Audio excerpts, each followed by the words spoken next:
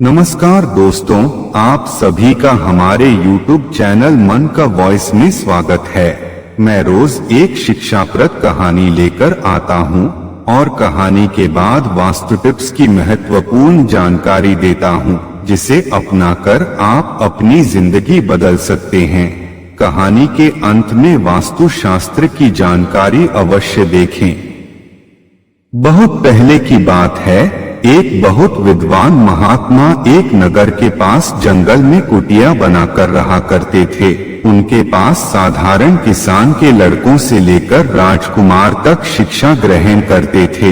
एक राजकुमार महात्मा जी का अति प्रिय था। उसे हमेशा अपने आसपास ही रखते थे तथा अन्य शिष्यों के अपेक्षा उस पर ज्यादा ध्यान देते थे। कारण था कि राजकुमार बहुत जिज्ञासु था।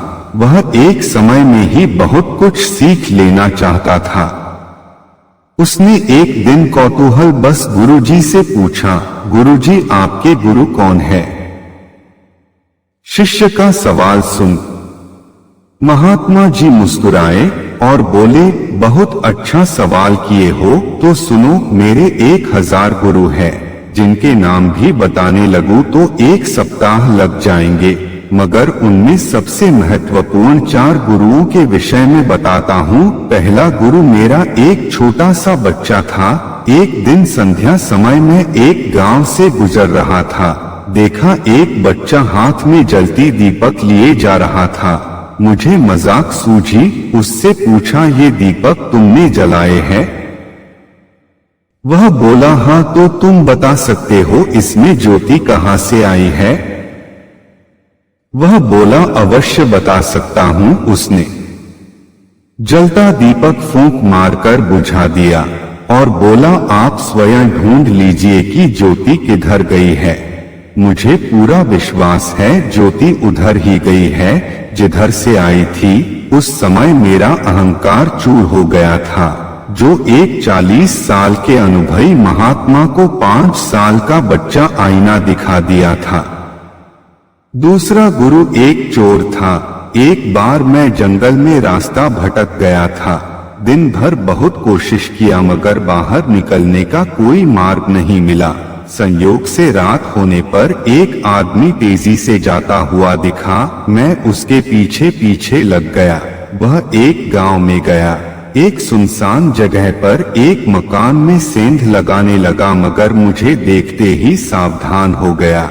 वह भागने वाला ही था कि देख लिया कि मैं एक महात्मा हूँ, तो थोड़ा उसे तसल्ली हुई कि कोई खतरे की बात नहीं है। मैं उसी से पूछा, भाई ठहरने लायक कोई जगह मिलेगी क्या यहाँ? वह बोला, महात्मा जी मैं एक चोर हूँ, इस गांव के लिए भी अजनबी हूँ, मगर रात में किसी ने देख लिया तो आप तो शायद बच जाएं, मगर मेरी खैर नहीं। क्या आप मेरे घर चलना पसंद करेंगे? मैं फौरन तैयार हो गया और उसके साथ जंगल में बने घर में गया। वह वहां अकेला ही रहता था। मेरे रहने खाने का प्रबंध किया और बोला, आप चाहे तो जितना दिन चाहे रह सकते हैं। वह दिन भर मस्त घूमा करता, मगर रात होते ही चोरी करने निकल जाता। एक दिन अगर किसी के यहाँ कुछ चुरा लेता तो उसके खाने का काम कई दिनों तक चलता। एक दिन मैंने देखा कि उसे कहीं से कुछ नहीं मिला।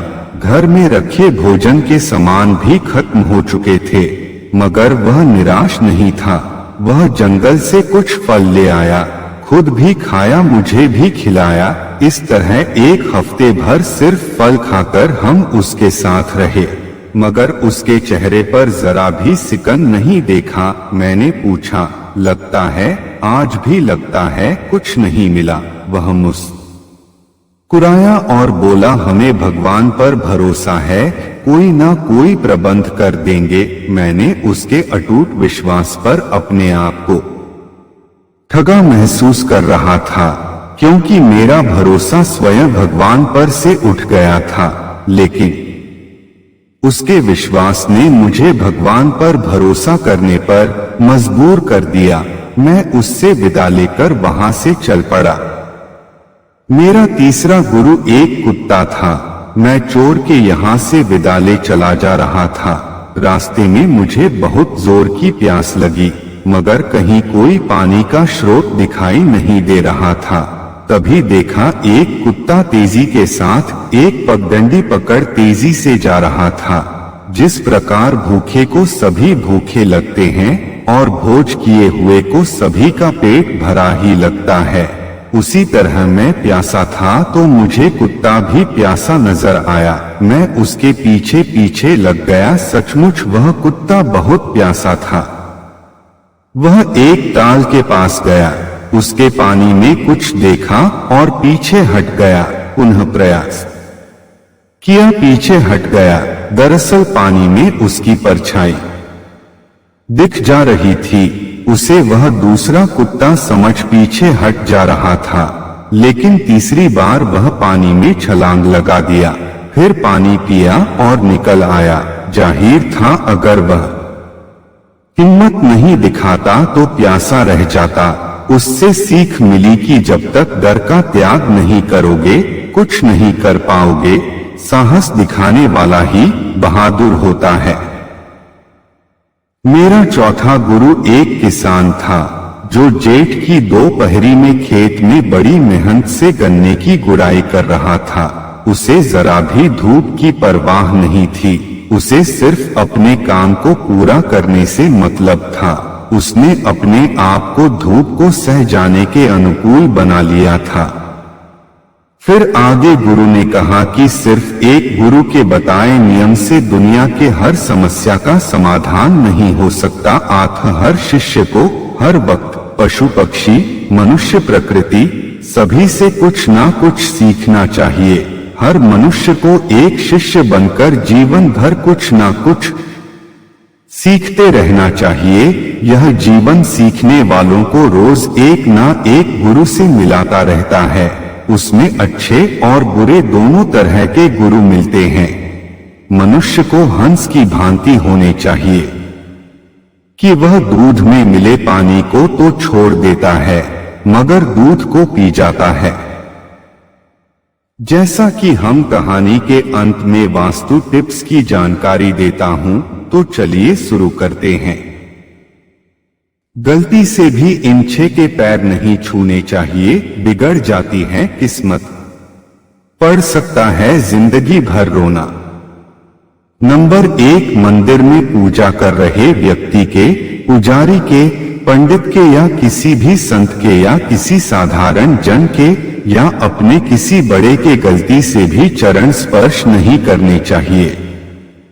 नंबर 2, जब आप अपने घर में पूजा कर रहे हों या फिर भोजन कर रहे हो, उस समय कितना भी बड़ा आदमी आ जाए, सम्मानित व्यक्ति आ जाए, गुरु या कोई संत आ जाए, उनका चरण स्पर्श नहीं करने चाहिए। नंबर 3, अपनी पत्नी, चाहे वह आपसे उम्र में बड़ी क्यों ना हो, उसके चरण स्पर्श नहीं करने चाहिए। ऐसा करने से स्त्री का सौभाग्य बिगड़ जाता है। नंबर 4, कभी भी पापी, दुराचारी, हत्यारा, चोर, उचक्का, आतंकी, कुकर्मी के चरण स्पर्श नहीं करने चाहिए। उसके चरण स्पर्श करते ही आप भी पाप के भागीदार बन जाएंगे। नंबर 5, शयन कर रहे किसी भी व्यक्ति के चरण स्पर्श नहीं करने चाहिए। साधु हो, संत हो, राजा हो या रंक हो, चाहे वह कोई भी हो।